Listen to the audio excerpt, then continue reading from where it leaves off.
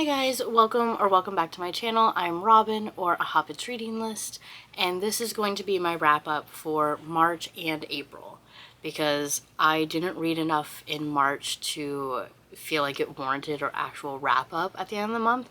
So I'm just combining it with April because March was sad.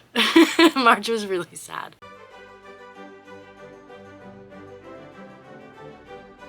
So that means that my stats in this video are for a combined total.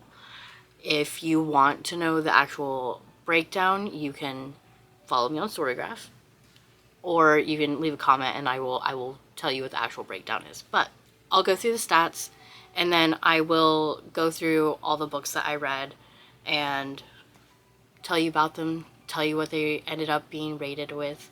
For March and April, I read a combined total of 13 books with an average rating of 3.5. Obviously, as I go through these books, you will see that there is one that kind of screwed up the rating in March because it was so bad. I usually try not to like say that books are bad or whatever, because obviously like someone spent a lot of time working on them and developing them, and I can appreciate that. But this book was not to my taste. I'll say that. It was not to my taste.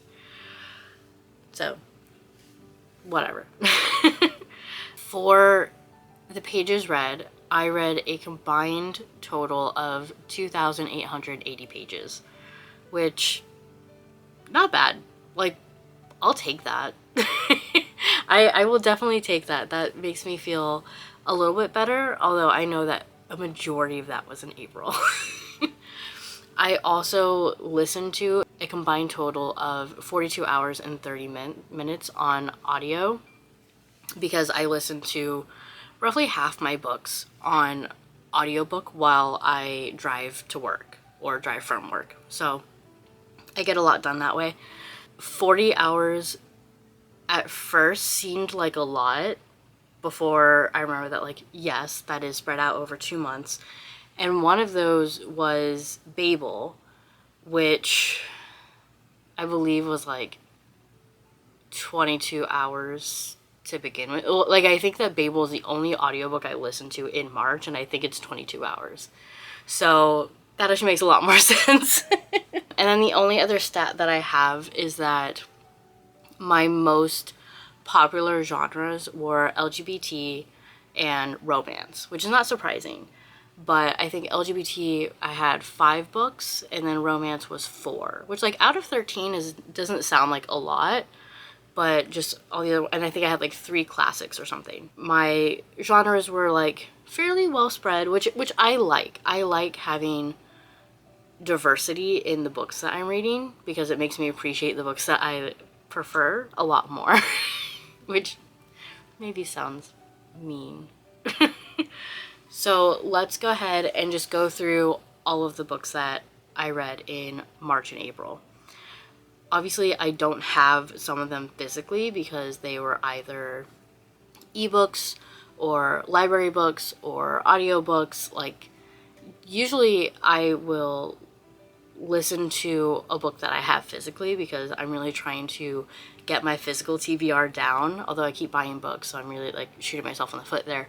But a lot of times I will, I'll listen to an audio version of the book I already have, but sometimes I can't do that because, usually it's my family book club. Usually I've learned by now that, like, most of the books that I read for my family book club, I'm not going to want to keep. There's something that I'll read once. So I've just started getting them from the library. So that's what I did with, like, Suburban Dicks, and as well as I read 2 family book clubs. Book club books.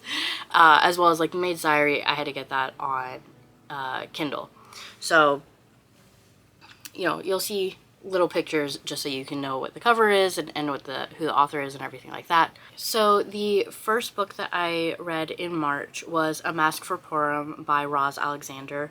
I read this because it is a novella set during Purim, which was at the beginning of March this year. And I like having things line up as far as like seasonal holiday events. This book got a 3.5 from me. I felt like it was good, and it was hot, which it was supposed to be because it was a sexy novella. My only issue is that, so the plot is that Liza is running the Purim party at her temple, and her ex, Carrie, shows up. And they had previously broken up, like, I think like 3 to 7 years before. I have both numbers in my head. One of them is maybe right, or I could be wildly wrong. But they were together for a while, and they broke up because Carrie has developing blindness in her eyes.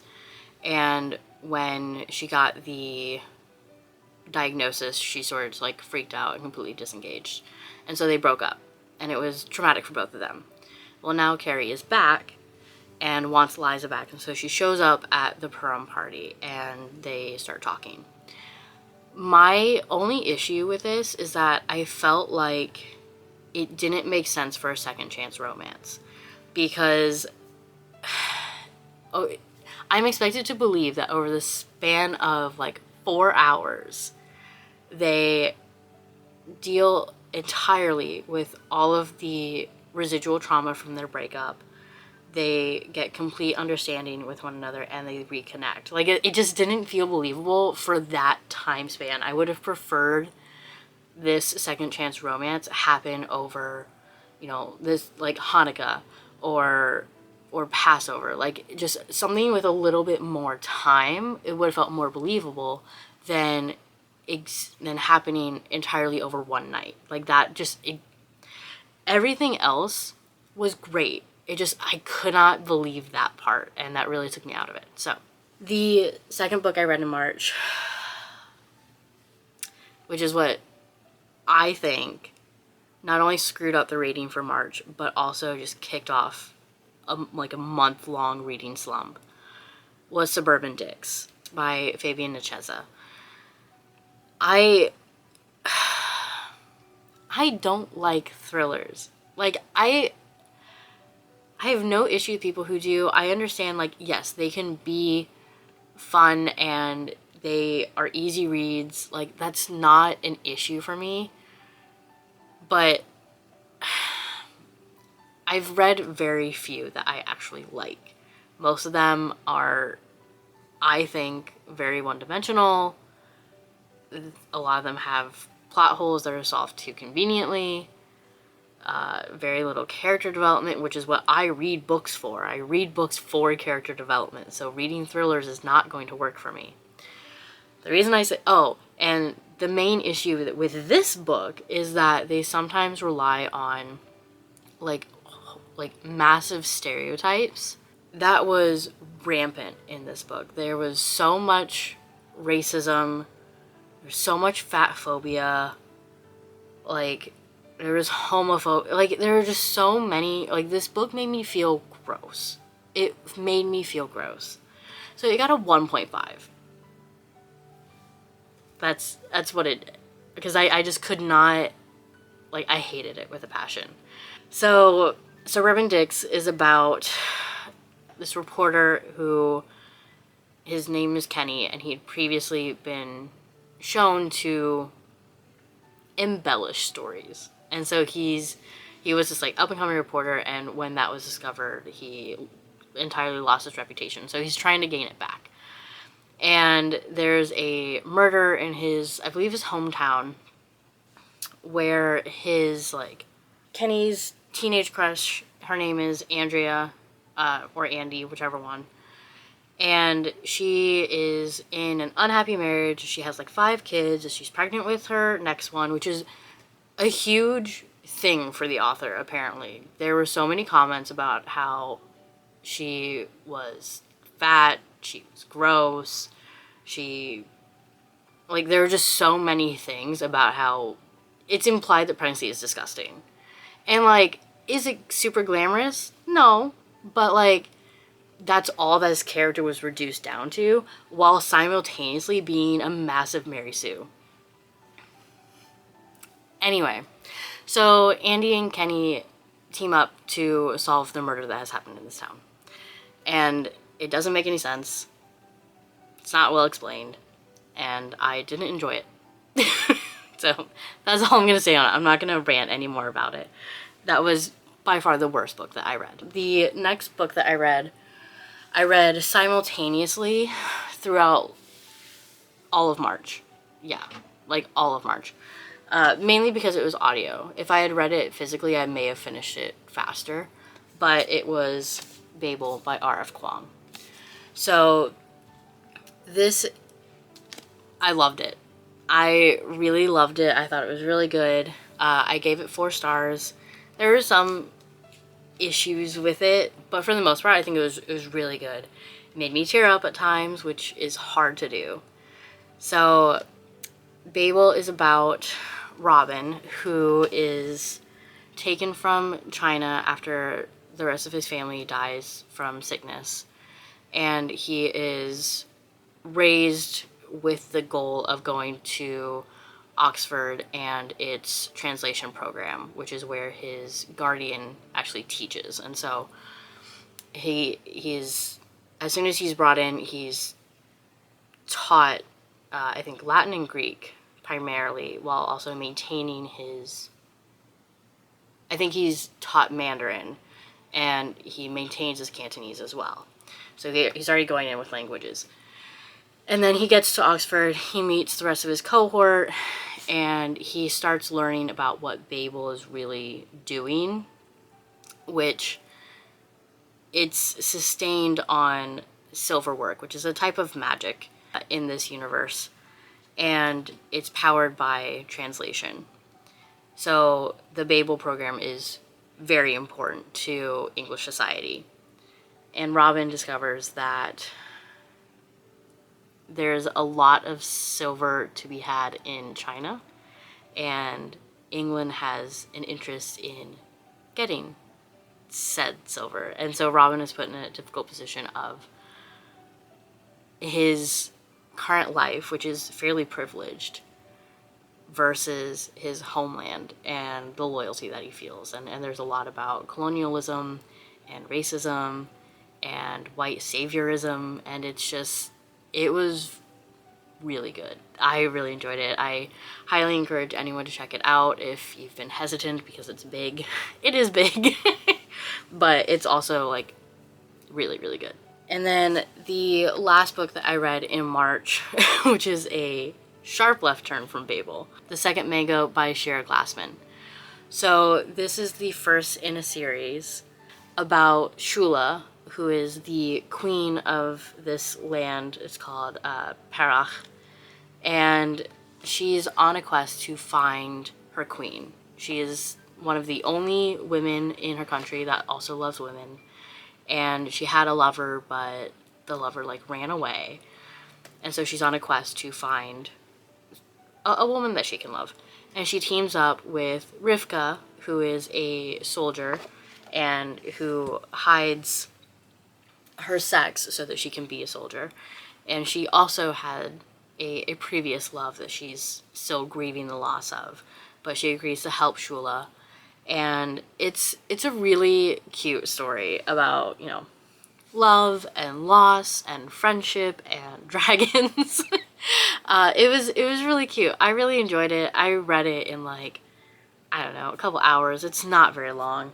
And I also gave it a 4-star because I didn't have any issue with it. I don't know if I'll continue the series just because I think it is more like young adult-ish. I don't know. There's some like not explicit sexual content, but there's some heavily implied sexual content, so I don't know if I would consider it young adult. New adult, maybe? Yeah, so I don't know. If I ended up getting more in the series, I would probably read it. But it was good. I've had it for a while, and so I was glad to be able to read it. My first finished book in April was Sense and Sensibility. This is my third Austen, I believe. Yeah, my third. And I did really like it. I think I liked it more than Persuasion, but not as much as Pride and Prejudice. You know, there are just some things at the end where I'm like, that feels rushed, or that's not like well explained. But so Sense and Sensibility is about the Dashwood sisters, primarily Eleanor, who's the oldest, and Marianne, who's the second oldest. And the family issues that they go through, because their family is very like interesting, and their half brother is kind of rude. He's like, he doesn't take care of his sisters after their dad dies, and it makes me sad. So it's about their family, but also just about like sisterhood, and also how both of them respond with their like various love interests. And that's the part that kind of lost me, actually. Like, just because I felt like the love interests, one of them didn't make sense, or at least it wasn't developed enough. I would have preferred that this story actually start midway through and continue past the ending, so I could see more relationship development, because it felt like, not out of nowhere, there was groundwork, but it felt very rushed. It felt very much just like, oh, and this person ended up with this person, and like, and that was it. So so that part bothered me. But I still think it's really good. I still enjoy it. I'm becoming a huge Austen stan, you know, which is behind everyone else, I feel like, but it's fine. The next book is The Body Keeps the Score by Bessel van der Kolk. This one got a 3-star for me. One, I don't read nonfiction as fast. It takes me a long time. And that doesn't impact the rating at all. But it does mean that like I get very tired of things. I start like nitpicking almost. And there were times where I felt like Dr. van der Kolk was pretentious and or whiny. Because there was a whole chapter about how his diagnosis didn't get into the DSM-5, and he spent the rest of the chapter like essentially trying to tear the DSM-5 apart, as saying like, well, I didn't want to be in the DSM-5 anyway. And so it's like, okay. But The Body Keeps the Score is very useful for people who don't know a lot about trauma and are trying to figure out ways to deal with trauma. I think it does a good job of explaining information for people who don't really know a lot about trauma. So I do recommend it. The author's voice was really annoying to me. The next book that I read was Matzo Match by Roz Alexander. It is another FF romance, and it's set during Passover. So it's happening over an entire week, which I do think makes more sense. And this was a really good story. I really liked it. It's about Samantha, who like the year before had been like horribly broken up with by her girlfriend. Like really bad. I remember reading it, I'm like but it's Passover, and she always hosts, and she ends up meeting Jordan, who's this like really hot butch. And they have a connection, and they keep running into each other at various Seders, which I think is really funny. And it was just really good. It was really hot. It made a lot of sense. I ended up giving it a 4.5 because it was really good. And yeah, like I think it was perfect to read during Passover. I was really glad I made that decision. The next book I read was Wolfsong by TJ Klune. I've become a very big Klune fan. I've read The House on the Cerulean Sea, and I really liked it. It was I believe my first 5-star of last year, and this is a 5-star. So Wolfsong is about this guy named Ox, and he becomes very involved with this family that lives down the street from him. particularly with Joe, and he discovers that they are a pack of werewolves. And this story spans over like 10 years? So it's really hard to sum up, but it's all about friendship and pack dynamics and the connection that you feel with someone. And it's just like, it was so good. TJ Klune writes emotions so well, and he also has this like very subtle sort of humor at times. So I really appreciate it. I really like the book. I know it's going to get heartbreaking. Like, I've seen so many reviews that like further in the series, they just get like more and more emotional and more heartbreaking.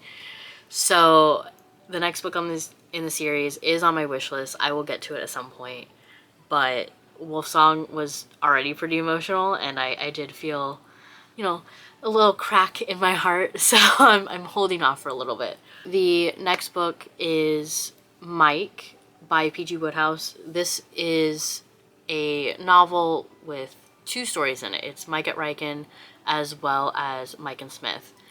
And I read this for the podcast that I co-host with my dad about PG Wodehouse, and it was pretty good.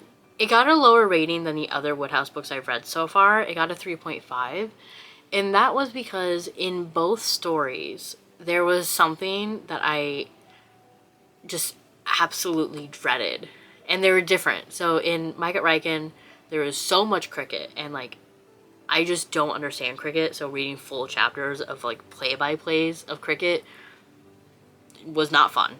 And then in Mike and Smith, I didn't like Smith as a character, which really sucks because he's a big part of it because, you know, his name's in the title.